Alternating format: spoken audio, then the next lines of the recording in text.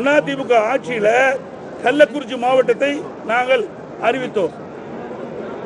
இந்த மக்களுடைய கோரிக்கையை ஏற்று அதோடு இந்த மாவட்ட மக்கள் இருக்கின்ற முன்னாள் அமைச்சர் சகோதரர் சிவி சண்முகம் குபரகுரு அவர்கள் இன்னும் முன்னாள் சட்டமன்ற உறுப்பினர்கள் எங்களுடைய சட்டமன்ற உறுப்பினர்லாம் கோரிக்கை வச்சாங்க. அவருடைய கோரிக்கை ஏற்று இங்கே ஒரு அரசு மருத்துவமனை கொண்டாந்தோம். அந்த மருத்துவமனைக்கு தேவையான மருத்துவர்களோட நியமிக்கல. நல்ல மருத்துவர்களை இங்கே நியமிக்கப்பட்டிருந்தால் இவ்வளவு பெரிய மருத்துவமனை கட்டி கொடுத்துருக்கிறோம். சுமார் 400 கோடியில் அதுக்கு தேவையான மருத்துவ கருவிகளை வாங்கி வைத்திருந்தால் இந்த ஏழை மக்களை காப்பாற்றிருக்கலாம். அதுவும் தவற விட்டு விட்டார்கள். இந்த வியாதிக்கு முறிக்கிற விஷத்தை முறிக்கிற மருந்து தமிழ்நாட்டில் இந்த மருந்து கிடையாது.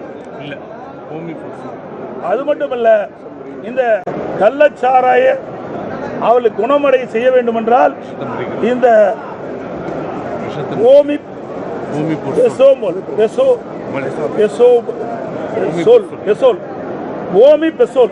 என்ற மருந்து இதுக்கு இருந்திருந்தால் இந்த விஷச்சாராயம் அறிந்தவர்களை குணப்படுத்திருக்க முடியும். அதுவும் தமிழ்நாட்டில் எந்த மருத்துவமனையும் இல்லை. ஆக இப்படிப்பட்ட ஒரு அவல ஆட்சி தமிழகத்திலே நடைபெற்றுக் கொண்டிருக்கிறது. இதற்கெல்லாம் தார்மீக பொறுப்பேற்று இன்றைய முதலமைச்சர் திரு ஸ்டாலின் அவர்கள் ராஜினாமா செய்ய வேண்டும்.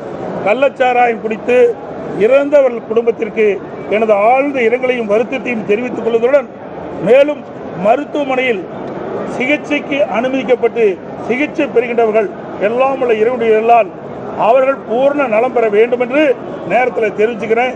அது மட்டும் இல்லாமல் ஒரு குடும்பத்தைச் சேர்ந்தவர் அவருடைய தாய் தந்தை 2 பேருமே இருந்துட்டாங்க.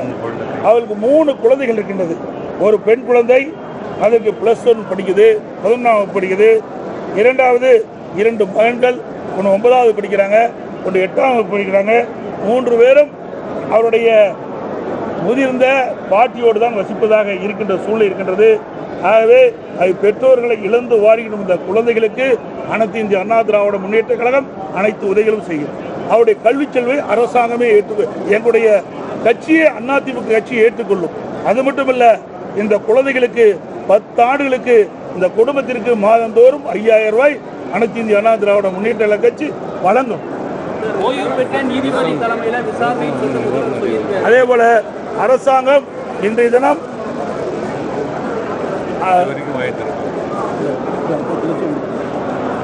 இன்றைக்கு விடியா திமுக அரசுடைய முதலமைச்சர் திரு ஸ்டாலின் அவர்கள் விஷச்சாராயம் குடித்து இறந்தவர்களுக்கு குடும்பத்திற்கு தலா 10 லட்சம் அறிவித்திருப்பதாக செய்திகள் தெரிவிக்கின்றன. உண்மையா? சரி, எனக்கு வரும்போது கிடைச்ச தகவல் அறிவிச்சிருக்காங்களா? இது போதாது, அத்தனை பேரும் ஏழை குடும்பத்தை சேர்ந்தவர்கள்.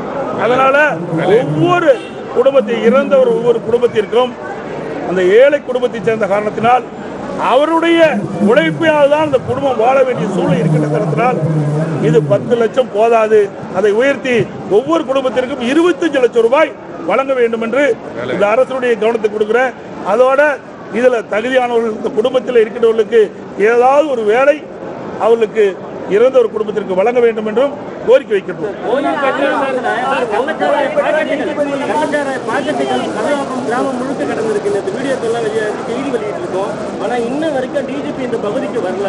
நல்லால இருக்கிறவங்க என்ன செய்யறாங்க? இந்த அரசாங்கமே இல்லையே, அரசாங்கமே செயல்படலையே. ஏன்னா எல்லாமே இன்னொன்னு சொல்ல வேண்டியது பொருத்தமா இருக்கு நினைக்கிறேன். பொதுக்குழு கூட்டத்தில் திரு ஸ்டாலின் பேசுறார், நான் இரவில் தூங்கி காலையில் கண் விழிக்கின்ற பொழுது எங்க கட்சி நிர்வாகிகளால் என்ன பிரச்சனை ஏற்படுமோ என்று அவரே சொல்லியிருக்கார் பொதுக்குழு கூட்டத்தில். அப்படின்னா கட்சி அவர் கட்டுப்பாட்டில் இல்லை. அதனாலதான் அவர் கட்சி சேர்ந்த நிர்வாகிகள் இவ்வளவு ஆட்டம் போடுறாங்க. இன்றைக்கு மக்களை வாட்டி வதைக்கின்றார்கள் இந்த திமுக கட்சி சேர்ந்த நிர்வாகிகள், உயர் பதவியில் இருக்கின்றவர்கள். ஆகவே இதற்கெல்லாம் ஒரே தீர்வு திரு ஸ்டாலின் ராஜினாமா செய்ய வேண்டும்.